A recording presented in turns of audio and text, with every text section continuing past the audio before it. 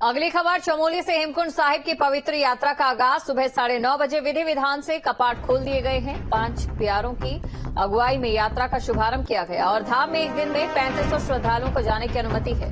प्रशासन के हालात पर नजर है, सुरक्षा के पुख्ता इंतजाम किए गए हैं। तो चमोली में श्री हेमकुंड साहिब के कपाट खुलने पर भीमडार घाटी श्रद्धालुओं की आमद से अब गुलजार हो चुकी है। इस दौरान हेमकुंड साहिब जी की यात्रा पर आए पहले जत्थे में शामिल सिख श्रद्धालुओं में भारी उत्साह भी नजर आया।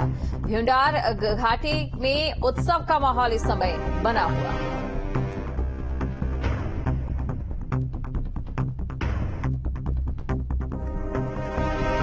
प्रशासन की हर हालात पर नजर है। हेमकुंड साहिब की पवित्र यात्रा का आगाज हो चुका है।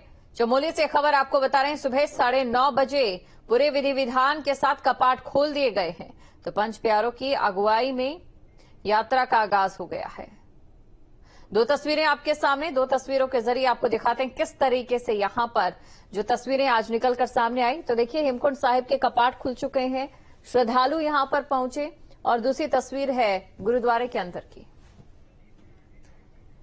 और इसी खबर पर अधिक जानकारी के साथ संवाददाता अजीत राठी हमारे साथ लाइव बने हैं। तो सीधा उनके पास चलते हैं, उनका रुख करते हैं, उनसे जानने की कोशिश करते हैं। अजीत, देखिए, तारीफ तो करनी होगी उत्तराखंड प्रशासन की भौगोलिक परिस्थितियां जो चुनौती बन जाती है बर्फ के रूप में, उन्हें काटकर किस तरीके से श्रद्धालुओं की हर व्यवस्था का ध्यान रखने की कोशिश की जाती है, मुकम्मल की जाती है, वो वाकई काबिले तारीफ है। और इसी उम्मीद में कि यहां पर ज्यादा से ज्यादा श्रद्धालु पहुंचे और किसी भी तरीके की उन्हें दिक्कत का सामना न करना पड़े।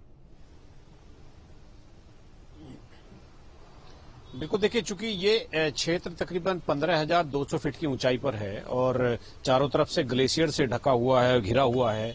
एक बहुत बड़ी वहां पर झील है जिसे हेम सरोवर भी कहते हैं।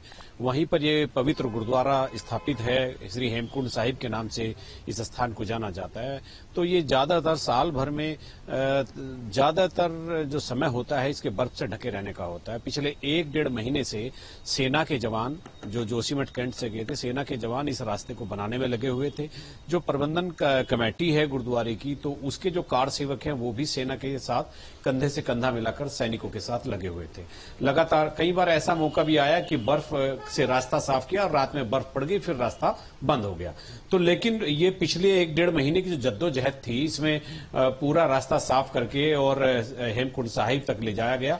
और आज पूरे विधि विधान के साथ जितनी अपनी पुरानी परंपराएं हैं सिख धर्म की, उनके अनुसार आज कपाट खोले गए, अरदास की गई। और इसके अलावा वहां पर हजारों श्रद्धालु वहां पर उस समय उपलब्ध थे। गुरु गोविंद सिंह की जो 10वें गुरु हैं सिख धर्म के, उनकी पावन स्थली है ये, उनकी तपस्थली है। उन्होंने यहां पर ध्यान लगाया था, उन्होंने यहां पर तपस्या की थी।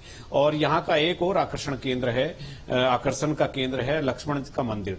भगवान राम के जो छोटे भाई हैं लक्ष्मण, जब वो युद्ध से घायल होकर आए तो उन्होंने अपने स्वास्थ्य की प्राप्ति के लिए इसी झील के किनारे बैठकर, इसी पवित्र सरोवर के किनारे बैठकर तपस्या की थी और फिर उनको अपने पुराने स्वास्थ्य की प्राप्ति हुई थी। तो श्री हेमकुंड साहिब चूंकि सिख धर्म के जो सर्वश्रेष्ठ धार्मिक स्थल है, जहां की सबसे ज्यादा मान्यता है या जहां पर सबसे ज्यादा अनुयायी लोग जाते हैं, तो उनमें से एक श्री हेमकुंड साहिब है। मुझे लगता है कि सिख धर्म में ये सर्वश्रेष्ठ पूजा स्थल होना चाहिए। मैं ऐसा दावा नहीं कर रहा हूं, लेकिन यहां की मान्यता बाकी जगह की अलावा बहुत ही अलग तरह की है। पूरे इंतजाम किए गए, जिला प्रशासन के अधिकारी भी वहां पर मौजूद थे और इसके अलावा एसडीआरएफ और सेना के जवान और प्रबंधन कमेटी के जो चेयरमैन हैं नरेंद्र जीत सिंह बिंद्रा, वहां पर वो भी मौजूद थे। पूरे अनुयायी थे। पंच प्यारों की अगुवाई में ये यात्रा पिछले 3-4 दिन से चल रही थी। लगातार उसके पड़ाव आ रहे थे, रात में रुक रही थी। तो पंच प्यारों की अगुवाई में आज जब मंदिर पर पूरा का पूरा कारवां पहुंचा तो फिर बहुत ही हर्षोल्लास के साथ ये कपाट खोले गए। और आज से हेमकुंड साहिब, जिसको उत्तराखंड में 5वें धाम के नाम से भी हम जानते हैं या जाना जाता है, तो वहां की यात्रा आज शुरू हो गई है। बिल्कुल, यात्रा शुरू हो चुकी है। अजीत जी, आप हमारे साथ बने रहिए, आगे भी आपसे हम जानकारी लेंगे। तो कुल मिलाकर देखिए, यात्रा का आगाज हो चुका है और श्रद्धालु यहां पर पहुंचने